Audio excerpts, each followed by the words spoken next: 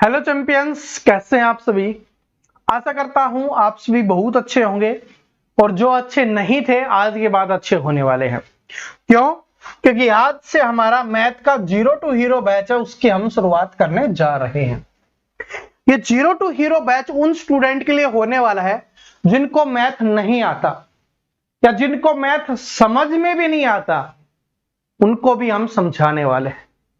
जो अभी स्टार्टिंग कर रहे हैं किसी भी सरकारी नौकरी की तैयारी करने के लिए, गवर्नमेंट एग्जाम की प्रिपरेशन करने के लिए, तो उन सभी को एक बात पता होगी कि जो मैथ होता है, जो गणित होता है, वो आप सभी के लिए कितना ज्यादा इंपॉर्टेंट होता है। और जो स्टूडेंट मैथ या गणित में पूरा स्कोर कर लेता है वो बाकी स्टूडेंट से काफी आगे निकल जाता है। लेकिन बहुत सारे स्टूडेंट की बहुत सारी प्रॉब्लम्स होती हैं जिसकी वजह से वो पहले ना तो मैथ सीख पाए, उनके दोस्तों ने बोल दिया था, उनके टीचर्स ने बोल दिया था कि तुम मैथ नहीं सीख सकते, या उन्होंने खुद मान लिया था कि मैं मैथ सीख नहीं सकता, मैं मैथ में कभी भी स्कोर नहीं कर सकता। उन सभी स्टूडेंट का डर हटाने के लिए, उन सभी स्टूडेंट को मैथ सिखाने के लिए हमने इस math zero to hero batch की शुरुआत की। जैसे इसका नाम है जीरो टू हीरो, उसी तरीके से इसका काम होने वाला है। देखिए 0% है, अभी आपने आपको ये समझना कि मुझे 0% मैथ आता है, और धीरे धीरे जैसे हमारे दिन बढ़ते हुए चलेंगे आपको 100% मैथ आने लग जाएगा और आप पेपर में 100% स्कोर करने लग जाओगे। लेकिन देखिए ये सफर इतना आसान नहीं होने वाला, क्योंकि ये सफर कम से कम आपका कितने दिन के होने वाला है? 100 दिनों का होने वाला है, 100 डेज का ये सफर होने वाला है। इसमें बहुत सारे अप्स डाउन्स आपके लाइफ में आने वाले हैं, बहुत सारी नई भर्तियां इसके बीच में आने वाली हैं। लेकिन एक बात नोट कर लेना कि चाहे आपकी कोई भी भर्ती आए, चाहे दिल्ली पुलिस की भर्ती आ रही हो, चाहे यूपी पुलिस की भर्ती आ रही हो, चाहे रेलवे की भर्ती आ रही हो, या कोई भी आपकी भर्ती आ रही है जो आपको डिस्ट्रैक्ट कर रही है कि मुझे उसकी क्लास देखनी है, उसकी क्लास में आपको पता है कि उसमें भी मैथ आता है, अगर आप इसको देखोगे 100 दिन आपके पेपर से पहले ये आपका जो है बैच है वो समाप्त हो जाएगा। चाहे आप दिल्ली पुलिस की बात कर ले, यूपी पुलिस की बात कर ले, रेलवे एग्जाम्स की बात कर ले, या और भी एग्जाम्स आपके बहुत सारे हैं, तो उन सभी के एग्जाम से पहले ये आपका सिलेबस कंप्लीट हो जाएगा। और एक बार सिलेबस ये कंप्लीट होगा, उस समय क्या होगा, आप सब कुछ मैथ में सीख चुके होंगे। जो आपके पेपर में आता है, जिस टाइप का पेपर में आता है, जिस लेवल का पेपर में आता है, जिस तरीके से पेपर में पूछा जाता है, उस तरीके की लैंग्वेज भी आपको हम सिखा चुके होंगे। ठीक है, तो इसलिए कुछ भी हो जाए 100 दिन आपको लगातार पढ़ना है। इसमें आपको रेस्ट भी मिलेगा, ऐसा नहीं रेस्ट क्यों?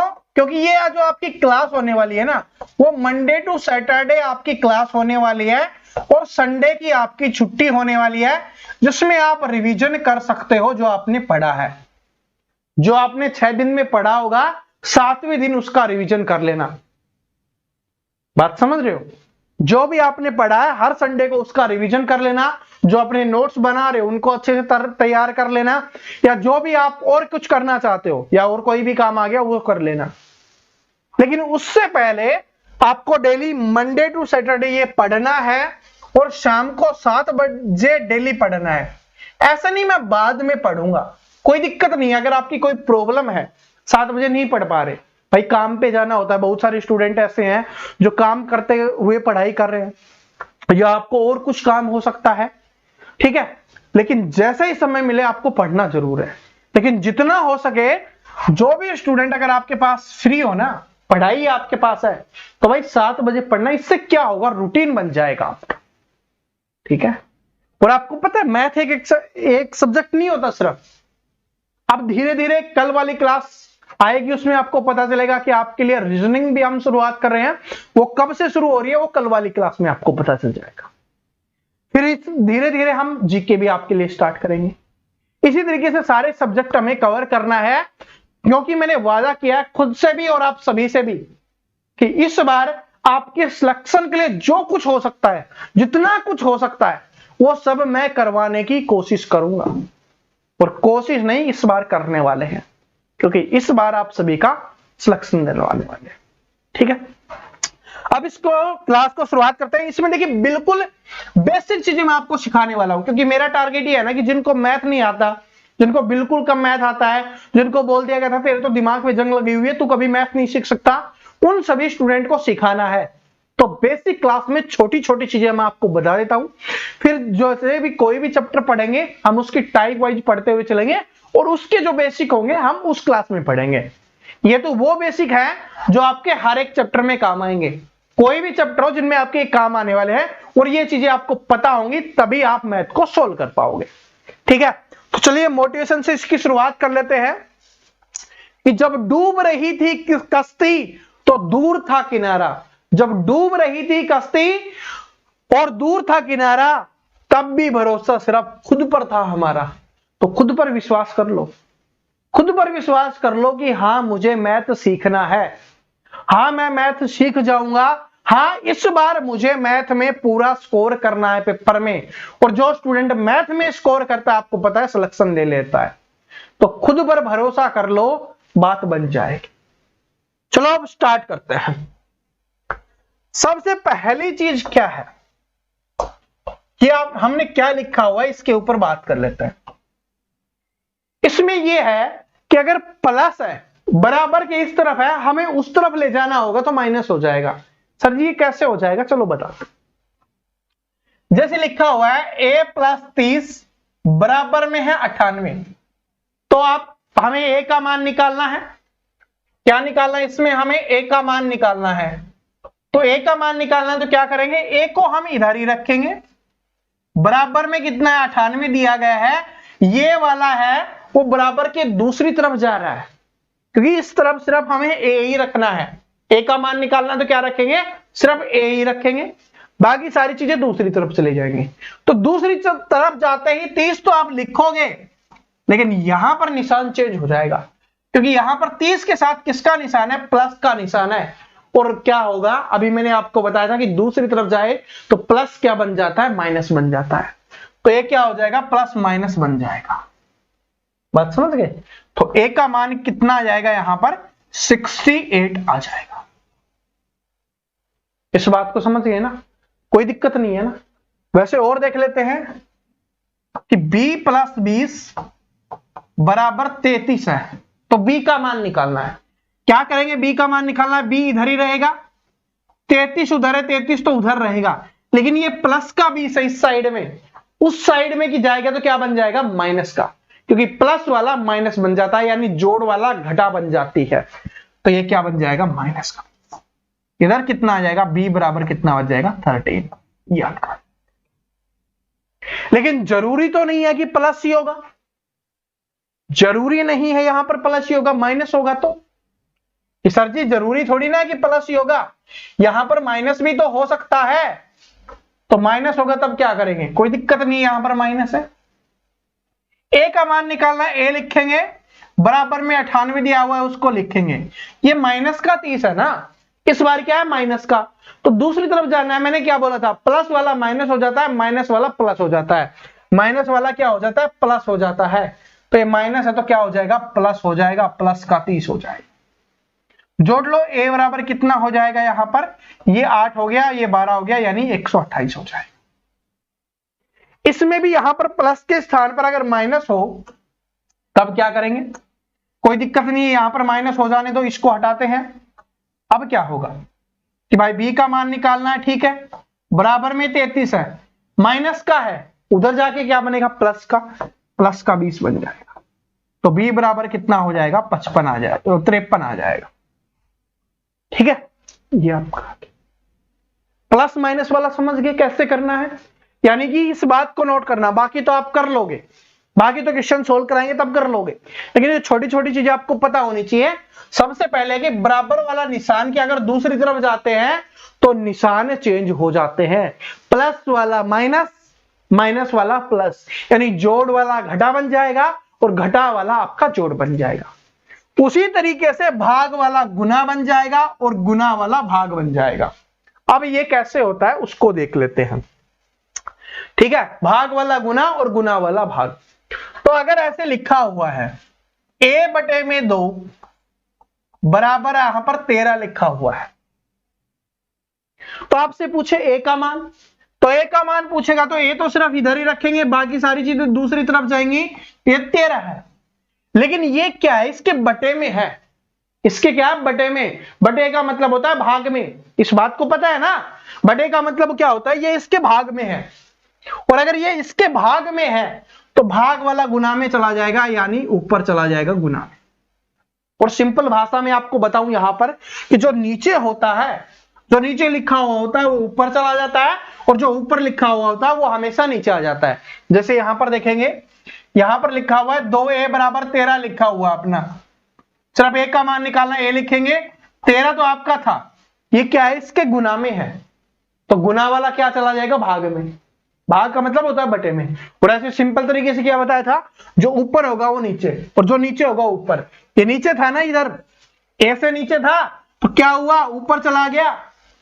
ये क्या है, ऊपर है तो नीचे आ जाएगा, इसके बटे में 2 आ जाएगा, नीचे आ जाएगा, ऐसे होगा। ठीक है, जैसे और बता देता हूं आपको। ठीक है, यहां पर अगर हम लिखें x बटे में 6 बराबर 12 है, तो सिर्फ x का मान रखेंगे, तो ये बटे में है तो क्या चला जाएगा, ऊपर चला जाएगा। ये नीचे है तो क्या चला जाएगा, ऊपर चला जाएगा। ठीक है, भाग वाला गुना, गुना वाला भाग, या नीचे वाला ऊपर, ऊपर वाला नीचे, इस तरीके से आप कर सकते हो। यहां पर लिखा हुआ है 3a बराबर 18 लिखा हुआ है, a का मान निकालना है तो a लिखेंगे, 18 है, ये ऊपर है तो क्या जाएगा नीचे, 3 6 18, a का मान कितना आ गया, 6। ठीक है, बटे का मतलब होता है भाग में, ऊपर का मतलब होता है गुना में। यहां पर जैसे ये 3a लिखा हुआ है, अब कुछ स्टूडेंट बोलेंगे सर जी ये गुना में कहां है, यहां पर भी सिखा देता हूं आपको। इसका मतलब होता है यहां पर ये है, और इसका मतलब होता है गुना में है। इसका मतलब है 3 गुना a, तो ये क्या बन गया, 3a। जैसे 2a था तो इसका मतलब था 2 गुना a, ये कितना बन जाता है आपका, 2a। ठीक है, बात समझ में आ गई। कभी कभी ऐसे भी लिख देता है एग्जामिनर। ठीक है, इसको कुछ स्टूडेंट दशमलव भी समझ लेते हैं, लेकिन ये बिल्कुल नीचे लिखा हुआ है तब है दशमलव, और ये ऐसे लिखा हुआ है बीच में, तब क्या है, ये गुना है। कि इसका मतलब यहां पर गुना हो रहा है, यहां पर आपको कुछ ऐसे दे देगा 3a, ये क्या बन गया, 2.3 बन गया आपका, ये था, ये क्या है, गुना में है। इधर क्वेश्चंस करेंगे तब आपको समझ में आएगा।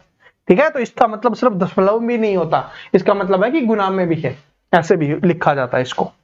ठीक है, ये वाली चीज देखिए, इस वाले में, दशमलव वाले में एक चीज, सिंपल चीज सीखिए कि पहले तो ऐसे लिखा हुआ है ना, तो क्या करना है आपको, जो अंक है ना उनका गुना कर लीजिए। कितना है अपना, 3 चौके 12 और 12 दूनी 24, 24 आपने लिख दिया।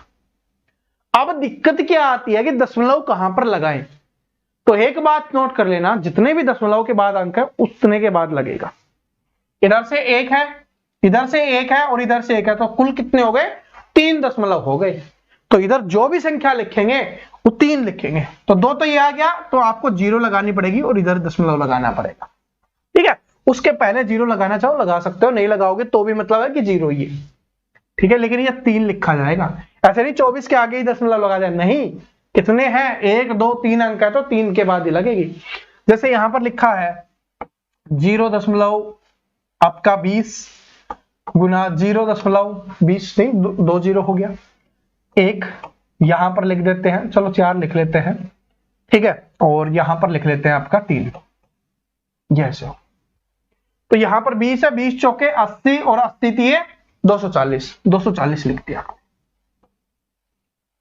लेकिन अब यहां पर दशमलव नहीं लगेगा, क्यों, क्योंकि सर जी पिछली बार तो 3 के बाद लगाया था, इस बार 3 आगे लगा दो, नहीं, क्यों, क्योंकि इस बार 1 2 और 2 ये 4 के बाद लगेगा। 3 अंक हमारे पास है तो 1 0 आपको लगाना पड़ेगा, फिर दशमलव लगाओगे आप। ठीक है, जैसे कि ये है 25 गुना में 20, करो, इन दोनों का गुना करेंगे, कितना आ गया, 25 दूनी 50, 500 आ गया। कितने, 2 इधर है, 2 इधर है, 4 के बाद लगेगा तो इधर 0 लगानी पड़ेगी, तभी आप देखो। ठीक है, ये बात सभी को समझ में आ गई। ओके, दशमलव वाला समझ में आ गया ना, 1 2 3 जितने भी होंगे, 3 हो 4 हो 5 हो, तो गुना में आपका नहीं आ रहा हो, लेकिन उसके आगे 0 0 लगा के आपको दशमलव लगाने पड़ेंगे। ये छोटी सी बात समझ गए? ओके, ये थोड़ी कम ही काम आती है लेकिन काम आती है। ये वाला समझिए, इसमें आपसे x का मान पूछता है और ये काफी काम आता है, काफी बार हम इसका सॉल्यूशन करते हैं इस तरीके से। किसका मान निकालना है? x का मान निकालना है। तो x का मान निकालना है, क्या पूछा है इसमें? x का मान आपको निकालना है। तब क्या होगा कि x वाली चीजें एक तरफ कर लेते हैं, क्योंकि 2 में दिया गया है ना, ठीक है, बराबर में 2 में दिया गया है, तो x वाली चीजें एक तरफ कर लेते हैं। तो ये तो अपना 13x है, तो 13x लिखेंगे, इसको इधर लेके आएंगे। देखिए रूल याद रखने ना, ये बराबर है, बराबर के इस तरफ ला रहे हैं, इससे पहले कुछ भी नहीं लिखा हुआ, इसका मतलब है प्लस। इस बात को भी समझ लेना जिनको कुछ नहीं पता कि इसके आगे कुछ नहीं लिखा, इसका मतलब ये प्लस का अंक है, यानी जोड़ का है, तभी इसके आगे कुछ नहीं लिखा हुआ, ठीक है। तो ये इधर आएगा दूसरी तरफ, तो प्लस वाला बराबर के दूसरी तरफ आता है तो क्या बन जाता है? माइनस। तो यहां पर क्या लिख देंगे? माइनस का 9x बराबर क्या है? उधर 17 है, क्योंकि बराबर के साथ 17 है तो वो लिख दिया। लेकिन ये वाला तो भी जाएगा ना, क्योंकि इधर इधर तो अपने को x लिखना है, ये जाएगा, ये प्लस का है, उधर जाके क्या आ जाएगा? माइनस का। तो माइनस का क्या बन जाएगा यहां पर? 4 है, तो 4। इसमें से ये कर लो, 13 में से 9 गया, कितना बचा? 4x, और उधर कितना बच गया आपका? 13, और x का मान क्या आ जाएगा? x का मान आ जाएगा 13/4। ये भी अभी सीखा था कि यहां पर गुना में है या ऊपर है तो दूसरी तरफ जाएगा तो क्या चल जाएगा? बटे में, भाग में चला जाएगा। ये हमने अभी सीखा था, ठीक है। तो ये वाली बेसिक चीज समझ गए होगे कि कैसे क्या करना है। एक और लिख देते हैं, जैसे 9y, क्योंकि जरूरी नहीं है x का मान पूछेगा, y का भी पूछ लेगा। 9y + 4 बराबर कितना है आपका? 3y प्लस में आपका है 13। ये अब y का मान निकालना है। क्या निकालना है आपको? y का मान निकालना है। तो y वाले एक तरफ करेंगे तो 9y है, ये इधर आएगा क्योंकि प्लस का है और बराबर के इधर आ रहा है तो माइनस का हो जाएगा। माइनस का 3y बराबर उधर 13 है और ये प्लस का है तो उधर जाके माइनस का बन जाएगा। माइनस का होता तो प्लस का बन जाता। चलो प्लस वाला हमने पहले लिख लिया था, इस बार माइनस का देख लेते हैं। माइनस वाला क्या जाएगा? उधर जाके प्लस का बन जाएगा। इधर कितना बच गया? इधर कितना बच गया? 6y बच गया। 9y में से 3y गया, कितना? 6y, और बराबर कितना आ गया? 17। और ये क्या चला जाएगा? 26 के बटे में चला जाएगा, y का मान निकालेंगे तो ये ऐसे हो जाएगा। यहां पर गुना में था, उधर जाएगा तो बटे में चला गया। ठीक है, समझ में आ गया? छोटी सी चीज समझ में आ गई ना? बस ये छोटी बातें आपको समझ में आ जानी चाहिए, बाकी तो कोई दिक्कत नहीं है। बाकी तो क्वेश्चंस तो आपको सिखा देंगे चैप्टर में, ठीक है। ये वाला देखिए क्या है, ये वाला मैंने क्यों लिखा? सर जी इतना आसान आपने क्यों लिख दिया? मैं आपको समझाता हूं एक चीज, क्योंकि पेपर में हमें क्या बनना है, हमें थोड़ी स्पीड भी इंप्रूव करनी पड़ेगी सीखने के साथ साथ, ठीक है। बिल्कुल बच्चों वाले काम तो आपको करने ही नहीं पड़ेंगे। ऐसे नहीं कि 50 गुना 12 है तो इसको ऐसे लिखोगे 50 12 0 5 दूनी 10 गुना में का निशान 0 हो गया, इधर 5 आ गया। ऐसे तो नहीं करोगे कि ये 600 जुड़ गया। ऐसे बच्चों वाले काम करोगे तो फिर तो काम नहीं बनेगा। तो फिर कैसे करो? जहां पर भी आपको गुना करना हो और 0 हो तो 0 को हटा के आपको गुना करना है। 0 को भूल जाओ, यहां पर 0 लिखी हुई है कुछ समय के लिए, तो 0 को हटा के गुना कर दो। तो 12 को 5 से गुना करेंगे, कितना आ गया? 12 पंजे 60 होता है, क्योंकि इतना तो भाग आपको आना चाहिए, इतने तो पहाड़े आपको आना चाहिए, इतना तो गुना आपको आना चाहिए, ठीक है। 20 तक पहाड़े याद होने चाहिए कम से कम। 12 पंजे क्या हो गया? 60 हो गया। अब क्या एक 0 थी, भूला था, इसके आगे लगा दो, कितना आ गया? 600। इधर से भी 600 आएगा, ठीक है। इधर देखो कुछ नहीं करना, 0 को छोड़ दो, 3 और 2 को गुना करो, 3 दूनी क्या होता है? 6 होता है। कितनी 0 है? 1 2 2 0 है तो 2 0 लगा दीजिए, आंसर निकल गया। इधर इन सभी को छोड़ दीजिए, 0 है ना उसको हटा दो, कोई दिक्कत नहीं है, गुना नहीं करना। क्योंकि देखिए 13 को 30 से गुना करते, स्टूडेंट सोचेंगे 13 को 30 से गुना करना है तो बड़ी मुश्किल काम हो जाएगा, ठीक है, बड़ा मुश्किल काम हो जाएगा। लेकिन ऐसा नहीं है, 0 को हटा दो, 13 गुना 3 13 3 39 होता है, 1 0 लगा दो, ओके, बात बन गई। इधर 100 गुना 12 है, ठीक है। ये मैं एक एग्जांपल लिख रहा हूं, कुछ भी हो सकता है, 500 हो सकता है, 700 हो सकता है, कुछ भी हो सकता है। 12 कम 12, ओके, 2 0 है, लगा दो, और 12 गुना 100 आपको पता है 1200 ही होता है। ठीक है, यहां पर एक बात और समझा दूं कि ये है ना, ये गुना का मतलब क्या है कि जो 100 है ना उसको 12 बार जोड़ा गया है। 100 को जोड़ेंगे 100, फिर 100, 2 बार जोड़ा तब 200 हो गया। और इसी का मतलब क्या है कि 100 गुना 2, 100 को 2 बार गुना किया 200 हो गया। ठीक है, जैसे छोटे से समझाता हूं आपको, 2 गुना 2 कितना होता है 4, लेकिन इसका मतलब क्या है कि 2 को 2 बार जोड़ा गया तब आया 2 और 2 4 होता है। ठीक है, 2 3 कितना होता है 6 होता है ना, इसका मतलब क्या है कि 2 जमा 2 जमा 2 यानी 2 को 3 बार जोड़ा गया तब 6 बना है। ठीक है, ये चीज है। आगे देखिए ये बोर्ड मास, देखिए इसकी क्लास स्पेशल आएगी और वो एक बार 1 घंटे की क्लास होती है, लेकिन वो नहीं समझा रहा आपको बता रहा हूं सिर्फ बेसिक चीजें। बोर्ड मास का मतलब क्या होता है, यहां पर देखिए क्या है। सबसे पहले बी का मतलब क्या है, ब्रैकेट, जो आपके ब्रैकेट होते हैं उनकी बात। ओ का मतलब होता है ऑफ का, इसको छोड़ देते हैं। डी का मतलब होता है डिवीजन यानी कि भाग। ठीक है, इसका मतलब होता है डिवीजन भाग। एम का मतलब होता है मल्टीप्लिकेशन, या इसको मल्टीप्लाई आप बोल सकते हो, इसको गुना बोला जाता है। ठीक है, क्या गुना। ए का मतलब होता है एडिशन, या जिसको हम जोड़ बोलते हैं। और एस का मतलब होता है सब्ट्रैक्शन, या जिसको घटा बोलते हैं या घटाना बोलते हैं। अभी मैंने क्यों बताया, क्योंकि अगर ये सारी चीजें एक साथ आपके आ गई, भैया रीजनिंग में भी एक चैप्टर आता है, ठीक है, और मैथ का तो है ही आपका बोर्ड मास, बोर्ड मास, तो वो वाला चैप्टर तो हम पढ़ेंगे। लेकिन जब भी आपकी काम आए तो इस बात को नोट कर लेना, सबसे पहले आपको भाग सोल्व करना है। पहले भाग हो उसको सोल्व करना है आपको। ठीक है, फिर उसके बाद गुना सोल्व करनी है, फिर उसके बाद जोड़, और फिर घटा। इस तरीके से आपको करना है, इस बात को नोट कर लेना। और इन सबसे पहले अगर ब्रैकेट है तो ब्रैकेट को सोल्व करना है। ठीक है, समझ में आ गया। मैथ में एक रीजनिंग में एक चैप्टर आता है मैथमेटिकल ऑपरेशंस, उसमें भी आपके काम आता है। ठीक है, बस इस बात को नोट कर लो। और याद रखने का तरीका है बोर्ड मास, इससे याद कर लो। इससे पता चल जाता है कि भाई बी ब्रैकेट पहले आएगा, डी मतलब डिवीजन भाग पहले आता है, एम का मतलब मल्टीप्लाई से कर लो कि गुना आएगा, फिर क्या आएगा, ए का मतलब एडिशन जोड़ आता है, और एस का मतलब सब्ट्रैक्शन घटा आती है। इस तरीके से ये आपकी याद होनी चाहिए। और बाकी इसकी क्लास एक संपूर्ण क्लास होगी, इसमें जिस टाइप के क्वेश्चन आते हैं वो सारे आपको बताए जाएंगे, लेकिन वो क्लास होगी तब बताए जाएंगे। अभी के लिए आप इतना सीख लो। ठीक है, आगे देखिए ये वाला, देखिए ये वाला, इसमें क्या है कि 1 सही 1/3, इसको कैसे लिखते हैं, बहुत सारे स्टूडेंट को नहीं पता होता इसको कैसे लिखा जाता है। तो इसको लिखने का तरीका क्या है कि इसको और इसको गुना करना है, इसको और इसको क्या करना है, हमें गुना करना है, और इसको जोड़ना है, और बटे में सेम लिखना है। तो 3 को 1 से गुना करेंगे, 3 एकम 3, और उसमें ये ऊपर वाला जोड़ना है तो क्या हो गया, 3 एकम 3 में है 1 जोड़ेंगे तो क्या हो गया 4, तो ऊपर लिख देंगे 4, और बटे में ये नीचे वाला सेम लिखना होता है 4/3।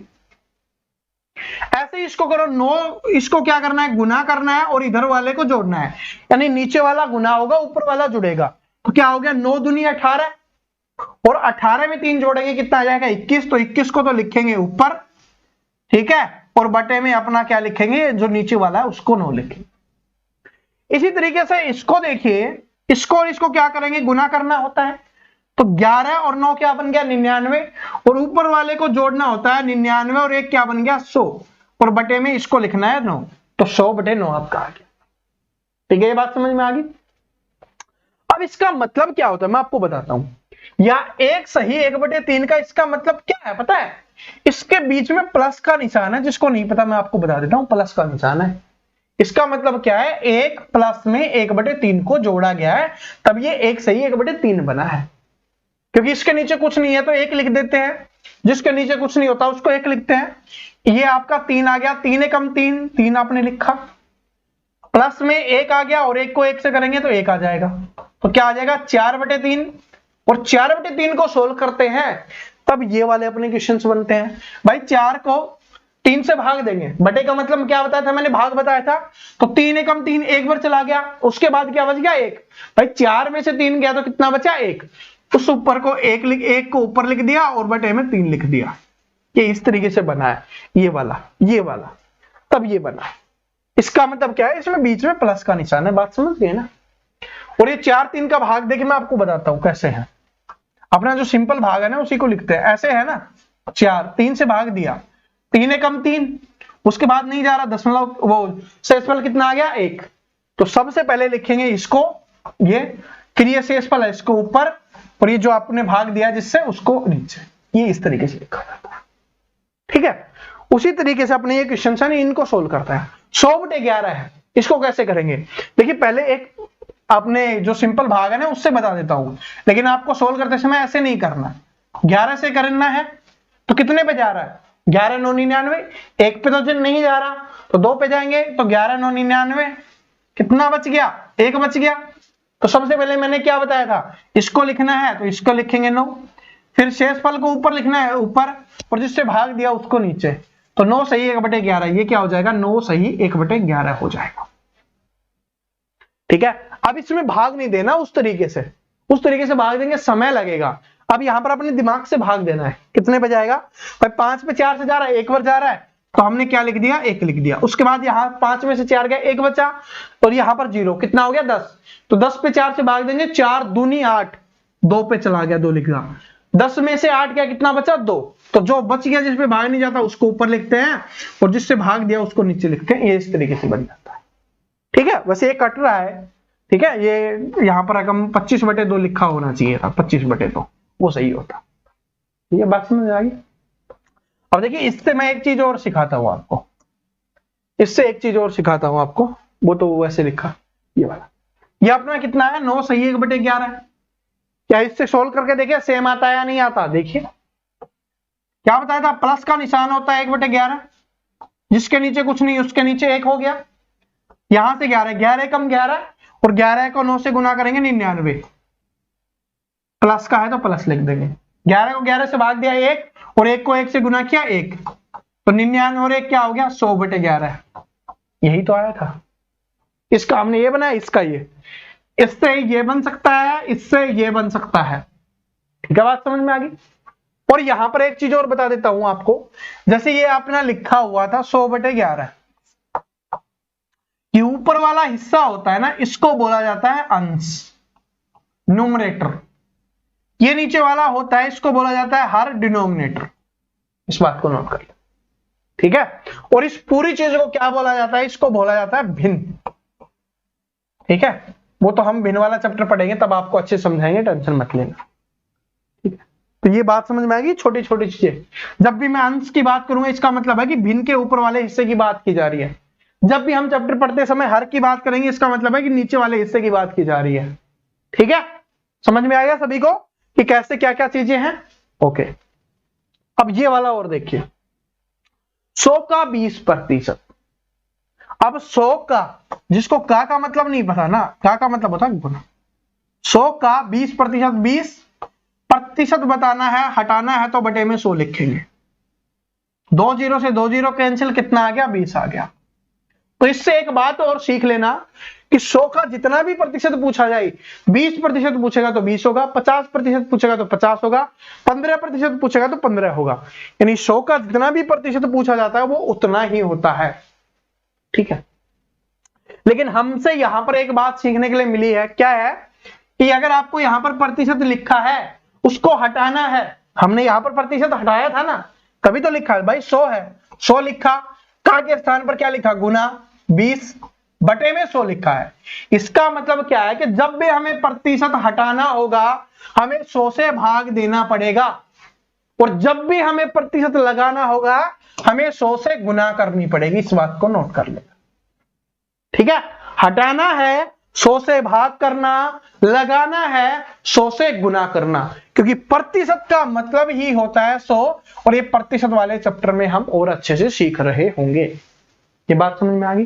जैसे अभी रिजल्ट आया था कुछ दिन पहले, तो आपसे स्टूडेंट ने पूछा होगा, आपके दोस्तों ने, आपके भाई बहन ने, माता पिता ने भी पूछ लिया होगा भाई उसकी कितनी परसेंटेज बनी है।